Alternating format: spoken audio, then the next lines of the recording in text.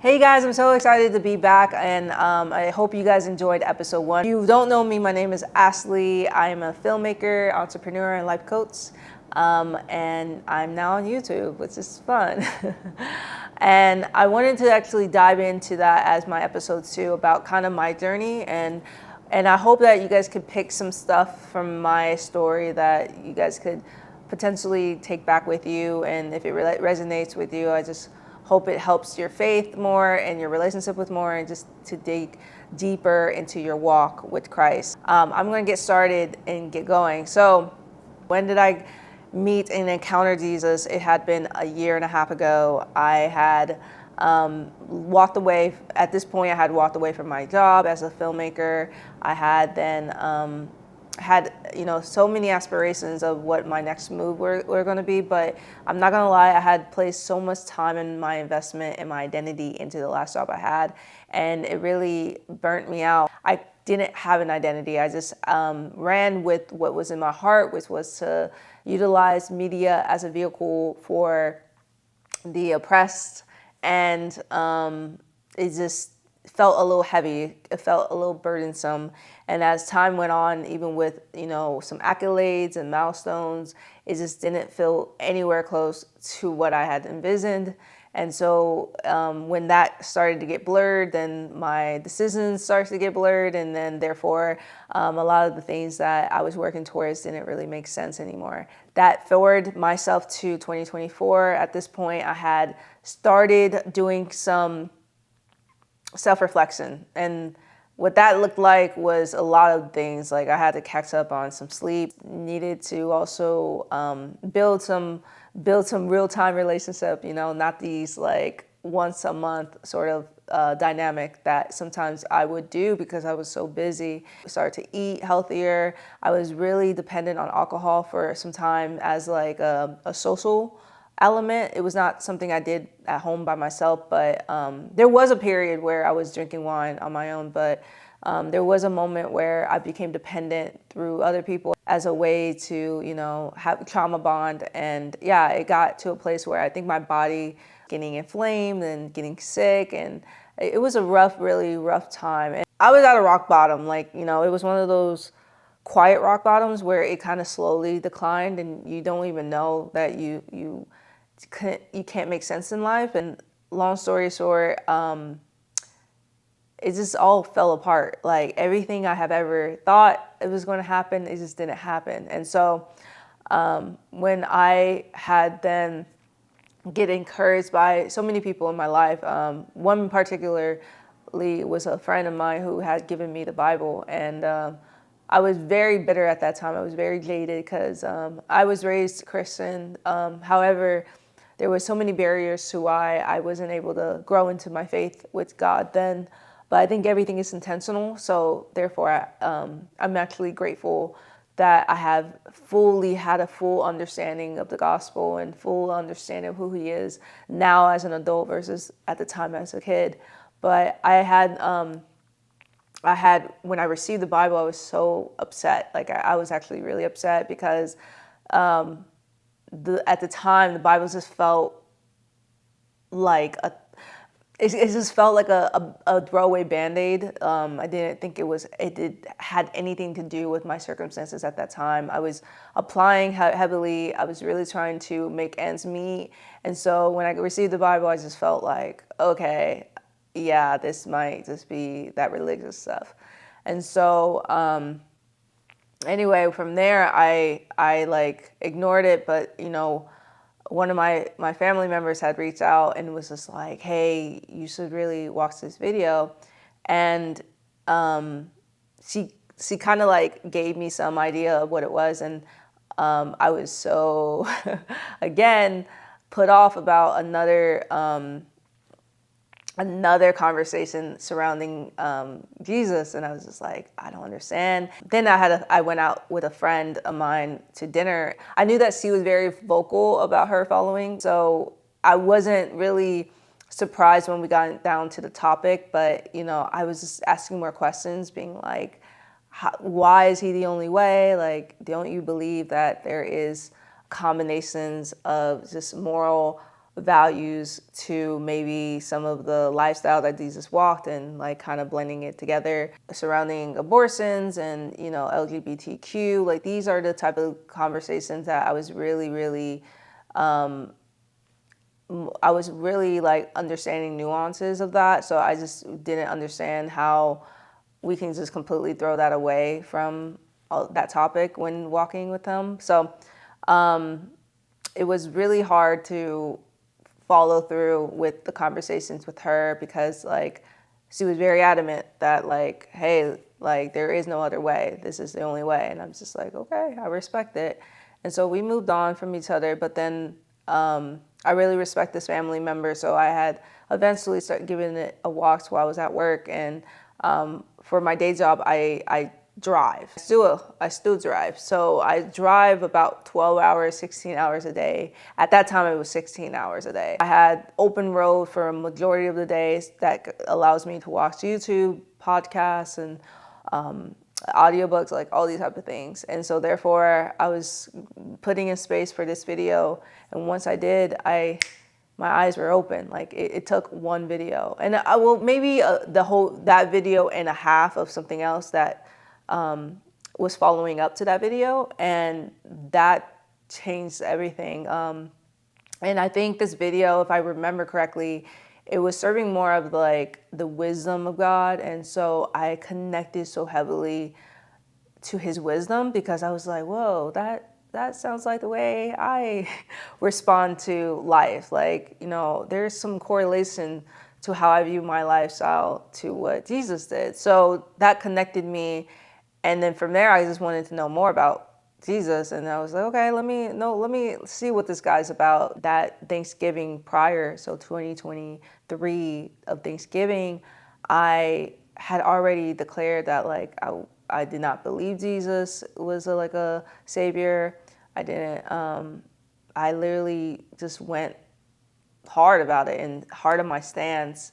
And therefore it kind of led to this irony that led up to, because I think that was the first time I started really like preaching how much I wasn't following him. And that was around the time where I think God was pursuing me the most. Because of the fact that there was just so many people talking about Jesus. And again, I received the Bible probably a few weeks after I had declared I wasn't believing that he was God and all that kind of stuff. And it was weird, because like it was never that I never believed Jesus was God. It was just like I didn't put two and two together to really know what I was saying. I was just more thinking like Jesus was a person that did great things, and I hold him to the same esteem that I do with a lot of activists like Martin Luther King, like Gandhi, and, you know, Nelson Mandela, like all these people who did a impactful movement. Because I at the time had wanted to aspire to do something like that, not to the degree that I was the forefront, like not in that degree, but like I wanted to be part of a movement. And so then it kind of did make sense after a little while that I had landed here as a follower of Christ, because it's definitely a movement for sure. I like personally give him so much credit and like all the glory, because like I am definitely a hard person to convince, and the fact that like he knew me enough to somehow change my heart about him. But yeah, I did. It took me to really be skeptical and read my Bible to really know who this man was. And this man, this God, this teacher, this comforter, this defender, this justice God, the God, like, it's just, yeah, it's really transformative. And I can't say much more than that. Yeah, so then now we're a year and a half in my own story. I'm a filmmaker, I'm a producer, worked in the industry for close to 10 years, I think about 10 years. Not all as a producer, but in total, working in the industry. When I started really getting serious about God, one of the two things that he has shared with me was like, like about why he had placed me in the film industry, and it had a lot to do of why I even started. So one thing I wanted to encourage is like sometimes our desires has nothing to do with just your love for it just randomly. It sometimes connects to the calling or the the divine vision that God had given us in the first place. And so I happen to have gotten received this message since I was in high school, mainly high school. I was dabbling in film outside of that. Like I think I did that as a hobby, but like it was not until high school where I started to take it a little bit more serious. And so that aspiration kind of started to build on one another. When I went to college, I think that was when I realized that like I was kind of like the one person out, because I didn't like film and TV as much as everyone else did. A lot of people had exactly their favorite film. They knew exactly about their director. I just didn't have that much passion for film and TV. And so I just really felt a little odd and felt that I didn't belong there. And even though I felt like I didn't belong, there was like no other place I could see myself in. Although I could see myself in a lot of different roles in outside of film, like being a teacher, detective, I just couldn't see myself studying for those, like making investment and time for that. Like I just couldn't see it. I'm like, if there was a way I can just be a detective right now, I would do it. If there's a way I can be a teacher right now, I would do it. But like but film was the one thing that I was just like, I feel like investing my time make the most sense with that. So I did that. And as time went on, and to be honest, community helped me a lot. Like even with my own family members, I believe that even just their blessing about where I was going to head to was such a, like that support was so helpful. Like I would not probably have gone this far to even refine the vision I wanted to do with film if it wasn't for my family, but also my friends as well. Like I happened to have a community that also had boundaries to film where they could do other things outside of film. Because there are some people out there that really put their whole life into their film and really loves to talk about film and TV 24/7. That is not me. Like I I do that as a 9 to 5 job, and then I'm out. And I only say 9 to 5 because that's the slang, but I was working 12 to 16-hour shifts every day. So yeah, so I was favored in that way of just having to meet the right people in film school who we all came to LA and had lived here for a long time. I even had childhood friends come as well. But I was very blessed, and I could tell God's hand was on it, because like I was getting through doors that just did not make sense. I was like working for studios that I never had thought to ever work with. I ended up meeting certain producers, directors, actors. I think that was just really God in hindsight. Like at the time, I just thought that maybe, to be honest, like this is the one thing I would have to say, that even though I didn't have a close relationship with God, I felt his presence, and I didn't know how to describe it. It was so bizarre. And I still to this day kind of think about it. Like, what was I honoring? Like, there would be moments that would happen in my life that I knew it wasn't called lucky. Like it was this weird moment where I'm just like, no, this is bigger than that. Like, I just remembered like, this is beyond luck. Like this is more than just something. Like this is not a coincidence. This is not so those are the moments where, and again, I had so many moments like this. I just was so tunnel vision about what I wanted to do, which is being film and media. And I was just like, it's almost like it was upon myself that I couldn't do anything else. Like this was where I needed to go. So I went. I'm not gonna lie, being here in front of the camera is so far from me, because I was always seeking to be behind the camera. I was a producer and I love producing, but God had like reminded me of a time when I was a kid that I used to write a lot. I would do novels. I actually thought, before filmmaking, I thought becoming a novelist made the most sense, because I was writing pages on pages, like over 400 pages. I love this dystopian books, and so I wanted to try to, you know, I wanted to like flex my writing towards that. And long story short, this is where the enemy really started to attack me.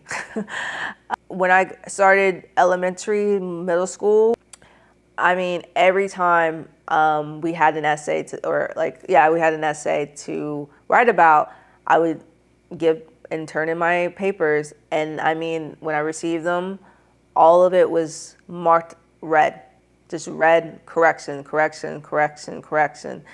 Like it almost felt like everything was scratched out, and majority of it was grammatical issues.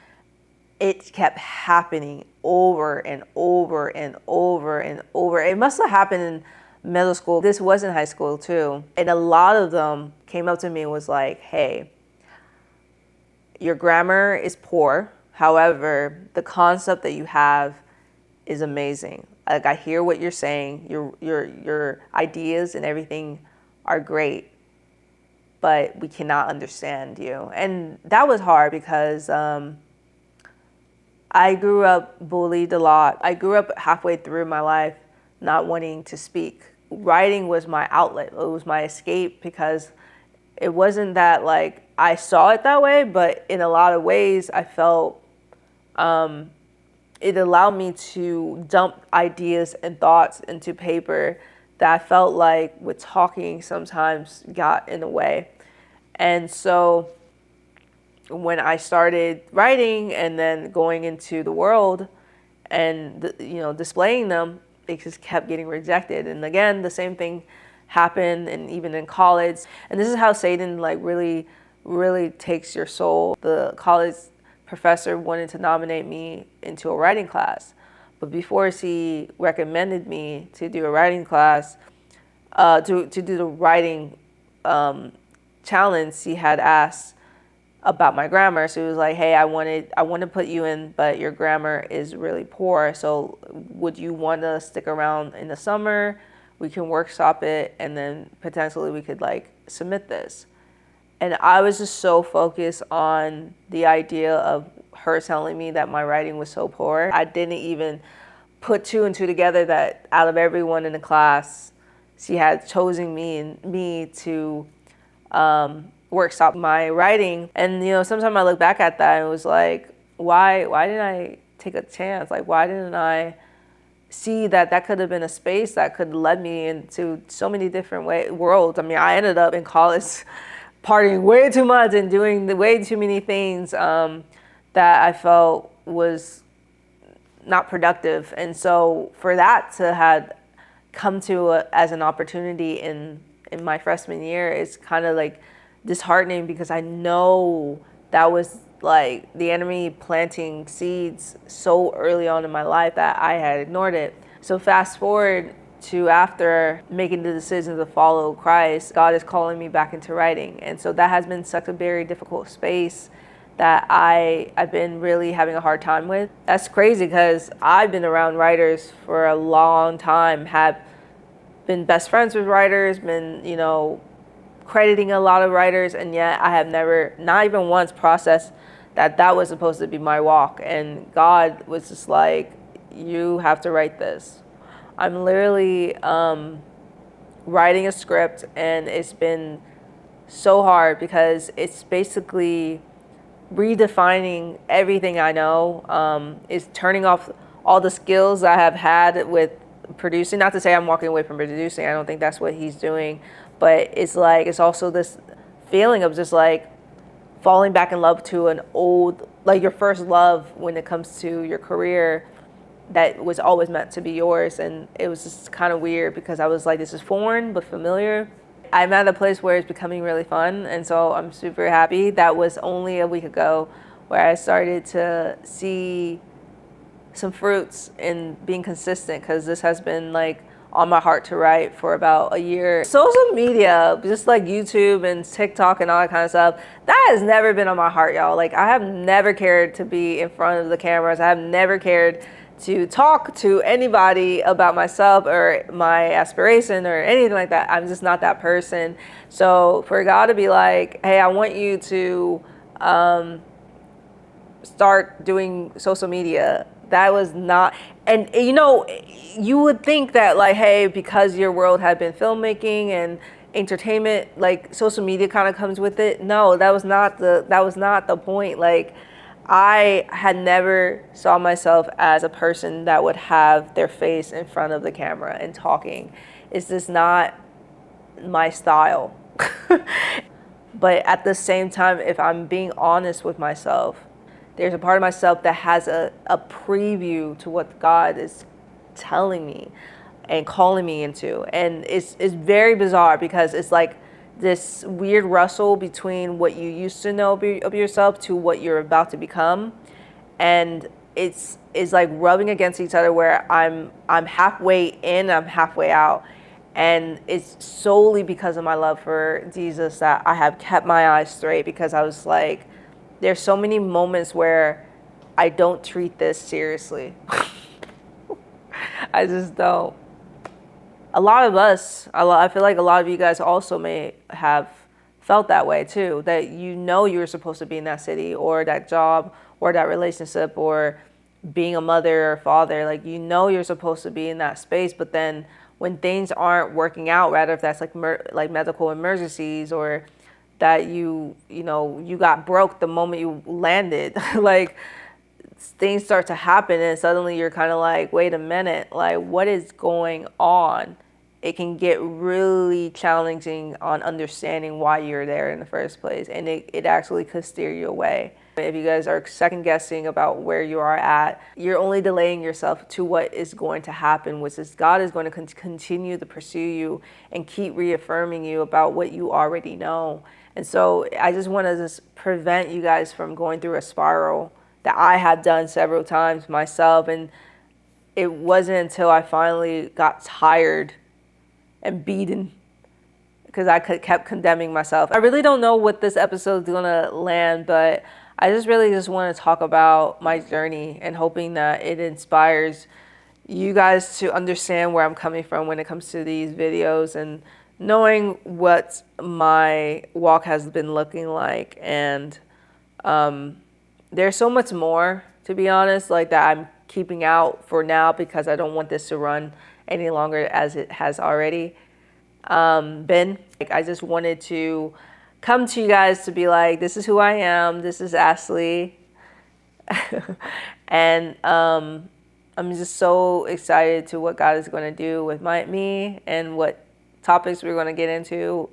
And as well, I'm just excited to dive deeper with you guys and to hopefully form people who are curious about God and people who are already walking deeply with Him, and just creating a community of just people who love Him and what He has done and all the good stuff. So, well, that's it for right now. So I'm just really excited for the next episode, and I just wanted to ask if you guys can like and subscribe and comment below about your thoughts and anything you guys would want to talk about in general or any questions.